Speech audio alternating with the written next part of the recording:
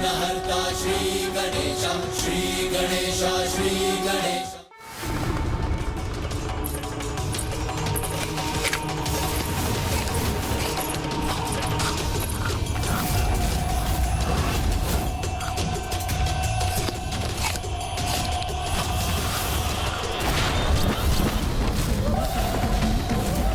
बहुत हुआ गणेश,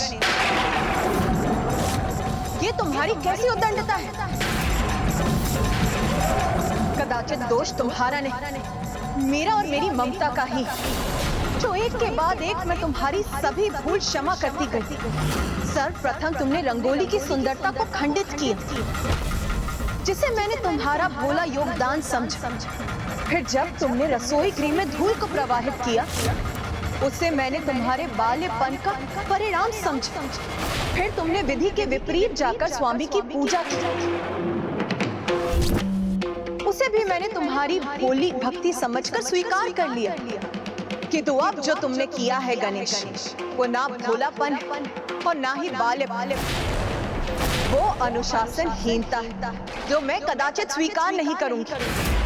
मैं अन्य सभी भूल सह सकती हूँ गणेश, किंतु स्वामी के प्रति उद्दंडता का दुस्साहस मैं कदापि नहीं सहन करूंगी, कदापि नहीं सहन करूंगी।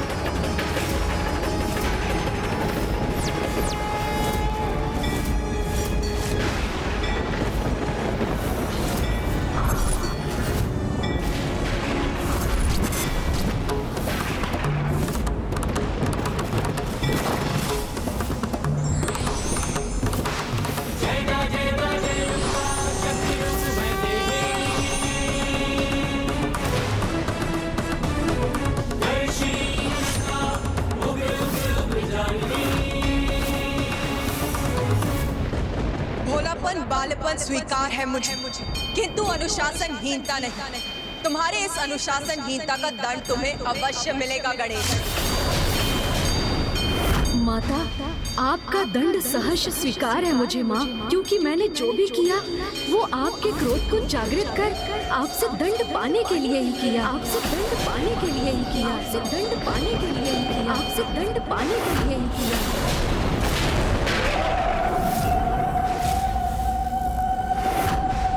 अनुशासनहीनता किसी विशेष आशय से की थी, किंतु क्यों गणेश? कहो गणेश, क्या कारण था तुम्हारे इस आचरण का? मुझे क्षमा कर दीजिए माँ, मैं ऐसा करने पर इसलिए विवश था जिससे आपके समक्ष ये सत्य उजागर हो कि ममतासुर आपकी ममता का अनुचित लाभ उठाकर कितने भयंकर पाप कर रहा है, और आप अपने कठोर रूप में प्रकट होकर उसे अनुशासित करें।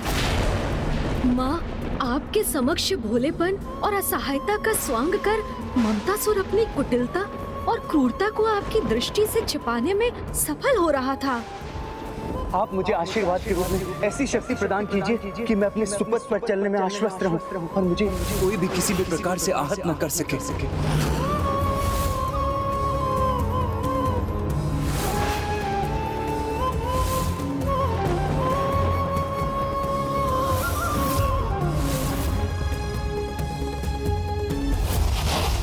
रूप से निर्वस्त्र होकर पवित्र नदी में स्नान करें। वो प्राणी मात्र एक वृक्ष के समान होता है। मैं तुम्हें श्राप देता हूं, तुम दोनों भी इसी क्षण वृक्षों में परिवर्तित हो जाओगे। हाँ माँ, एक ओर तो वो आपसे माता का स्नेह पाकर स्वयं को सुरक्षित कर रहा था, और दूसरी ओर अपने विकार से सभी को प्रभावित कर रहा था। यहाँ तक कि उसने तो अपना कुप्रभाव महाबली हनुमान जी और माता अंजना पर भी कर दिया।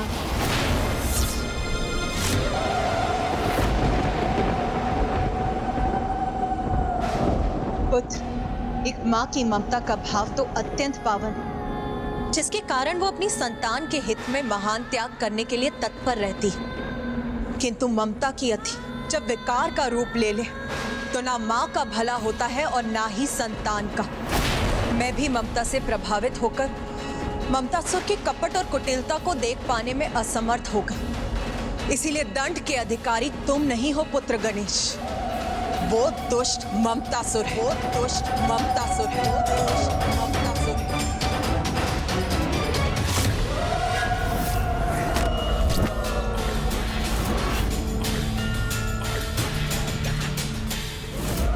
बिल्कुल, यहाँ तो शिष्य शिक्षा प्राप्त करने आते हैं ना, तो फिर इन्हें तो वही शिक्षा प्राप्त होनी चाहिए जो मैं निर्धारित करूंगा।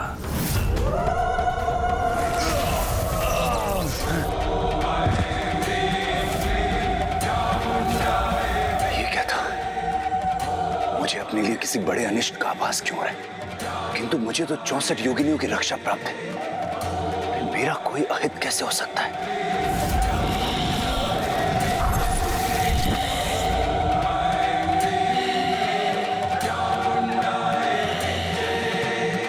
ये योगिनी देवी मुझे इतनी क्रोधित दृष्टि से क्यों देख रही है?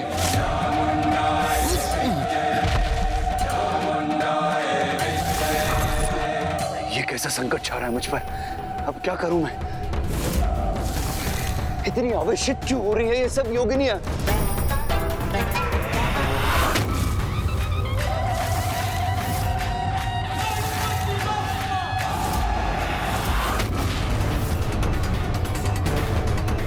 अब ये शिव पुत्र भी इन शिव गणों के साथ यहाँ पर पहुंच गए।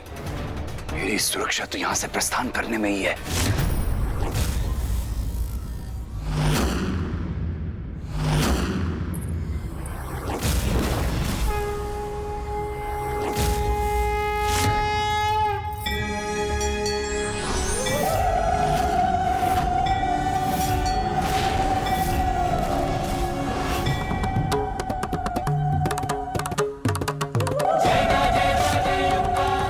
अपने दुर्गा रूप में क्यों आई हैं यहाँ?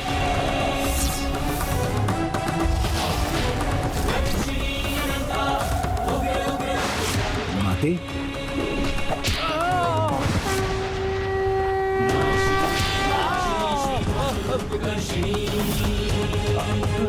अभी तक इसने मात्र मां की ममता ही देखी थी, किंतु अब उनका क्रोध भी देखेगा ये।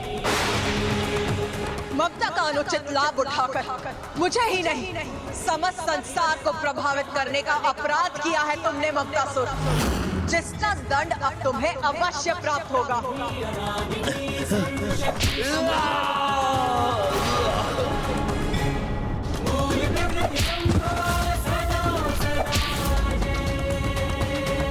ये मात्र तुम्हारे लिए नहीं, संसार के उस प्रत्येक बालक के लिए सीख जो ममता का दुरुपयोग कर अपने माता पिता की आज्ञा का उल्लंघन करता है। आज तुम्हारे उदाहरण द्वारा संसार को ये ज्ञात होगा कि तुम्हारे जैसी संतान अपने जीवन में किस प्रकार का परिणाम का सामना करने के लिए विवश होती है।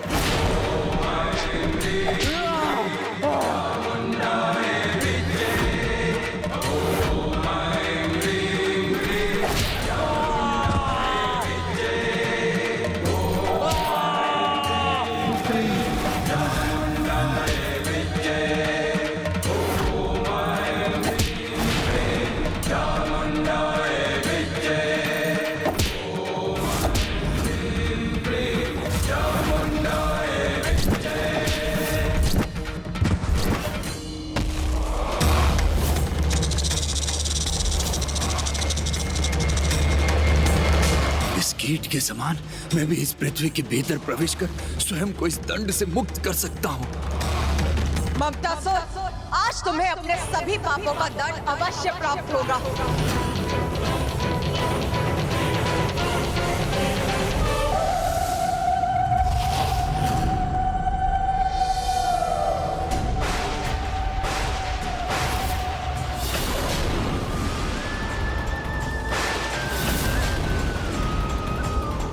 ये दुष्ट तो भूमि में प्रवेश कर अदृश्य हो गया। इतना दुस्साहस इस दुष्ट का।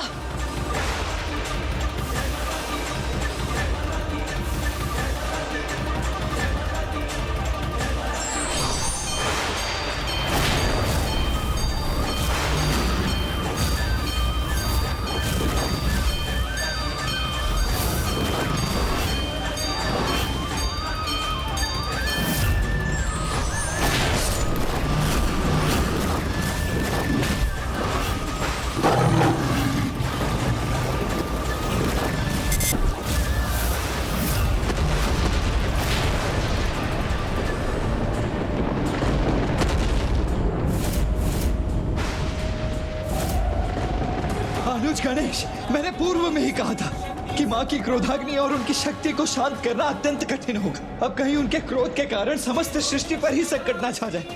माता के त्रिशूल में तो जिस प्रकार की ऊर्जा का संग्रह हुआ है, उसके प्रभाव से तो समस्त पृथ्वी 2 भागों में विभाजित हो जाएगी और उसके परिणाम स्वरूप समस्त जीवों को अत्यंत कष्ट होगा।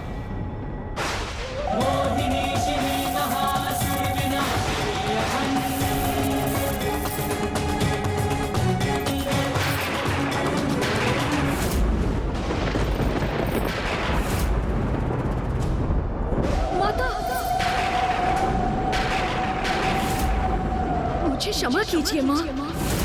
यदि आपने अपने त्रिशूल को पृथ्वी पर लक्षित किया तो उस दुष्ट असुर का दंड समस्त सृष्टि को भुगतना होगा।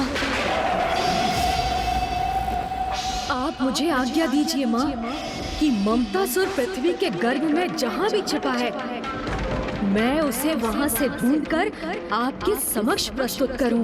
उचित है पुत्र गणेश, तुम मुझसे शीघ्र यहाँ लेकर आओ, क्योंकि मैं ममतासुर को ममता की पवित्र भावना की अति उत्पन्न कर उसे विकार में परिवर्तित नहीं करने दूंगी। अनुज गणेश, तुमने माता को वचन तो दे दिया, किंतु हम पृथ्वी के इतने छोटे से छिद्र में प्रवेश कैसे करेंगे?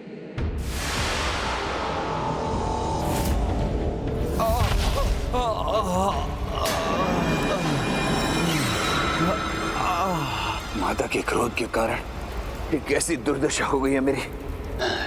अब अत्यंत सावधान रहना होगा मुझे। अब तक तो वो पृथ्वी में प्रवेश कर न जाने कहां छुप गया होगा। अनुज, इतने लघु आकार के इस स्थान में हम में से किसी का प्रवेश करना असंभव के समान है। असंभव के समान नहीं, अब असंभव भी है। अब यहाँ पर मुझे कोई नहीं, यहाँ पर मुझे कोई नहीं ढूंढ सकता। अब तो बस एक ही व्यक्ति है जो हमें ममतासुर तक पहुंचाने में हमारी सहायता कर सकते हैं। ये किसकी बात कर रहे हैं गणेश जी? ऐसा कौन हो सकता है? किंतु ऐसा कौन है अनुज गणेश जो इतने छोटे आकार के प्रवेश स्थान से हमें पृथ्वी की भीतरी सुरंगों में ले जा सकता है? बताइए गणेश जी। नागराज शेषनाग जी।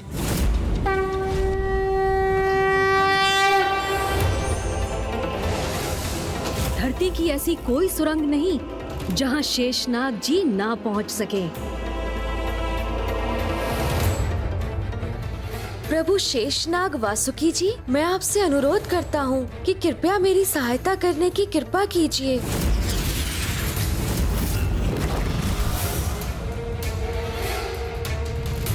प्रभु, श्री गणेश जी ने सहायता हेतु मेरा आह्वान किया है।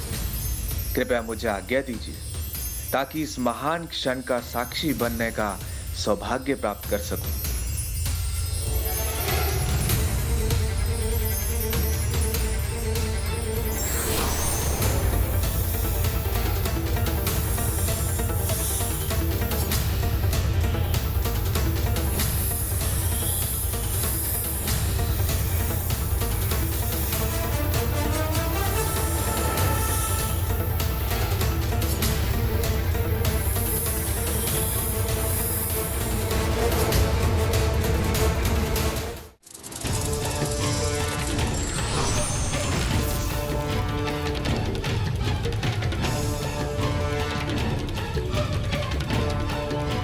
प्रणाम लंबोदर गणेश जी। प्रणाम। प्रणाम कुमार कार्तिकेय जी। वो ममतासुर पृथ्वी के तल के कितनी ही गहराई में क्यों ना छुपा बैठा, मैं आपको उसके निकट अवश्य पहुंचा सकता हूं प्रभु। शेषनाग जी, इससे पहले कि गणेश जी मुझे यहाँ शेषनाग जी के साथ आकर ढूंढ ले, मुझे यहाँ से प्रस्थान करना चाहिए जहाँ शेषनाग जी नहीं पहुंच सकते। मैं आपका धन्यवाद करता हूं प्रभु कि आपने इस सेवा के लिए मुझे स्मरण किया। ममतासुर को रोकने हेतु आपका वाहन बनना मेरा परम सौभाग्य होगा प्रभु। अद्भुत। शेषनाग जी, जो स्वयं श्री हरि नारायण की शैया हैं, वो वाहन बनेंगे गणेश जी के।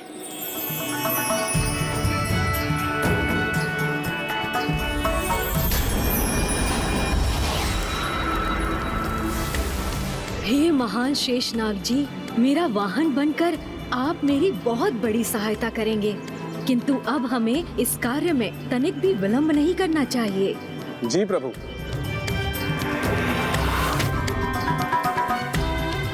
स्वामी, सर्वथा दिव्य और अनूठी घटना का आरंभ हो रहा है। देवी, अब हम एक अत्यंत अद्भुत दृश्य के साक्षी बनेंगे।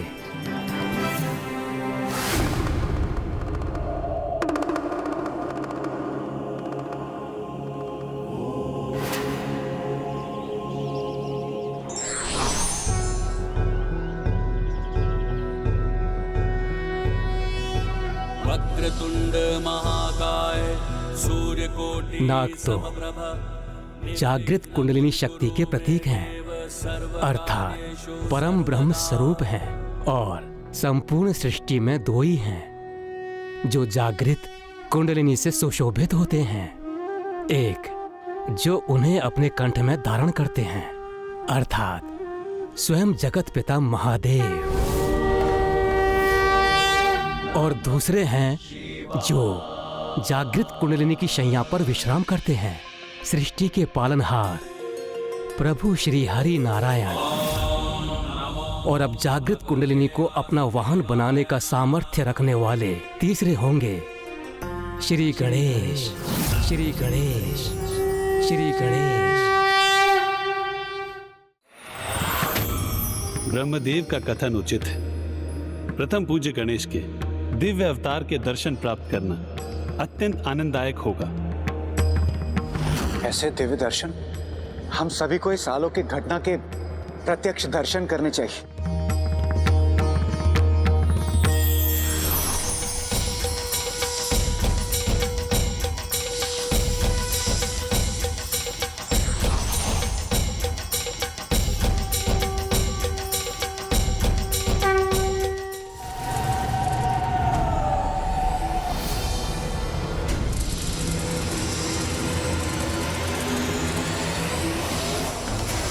ये कैसा महासंकट छाया है मुझ पर, क्योंकि अब माता मेरी रक्षा नहीं करेंगे और ना ही गणेश जी मुझे किसी प्रकार सुरक्षित रहने देंगे। मेरा बचाव इसी में है कि मैं महानायक भंडासुर की तपस्या पूर्ण होने तक किसी भी प्रकार इन सब की दृष्टि से बचा रह सकूं।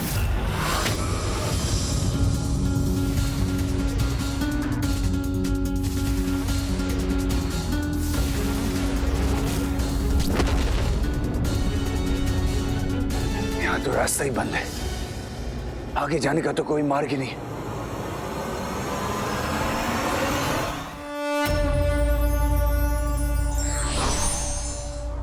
माता पिता की कठोरता भी सम्माननीय है, क्योंकि उसमें संतान का हित छिपा होता है।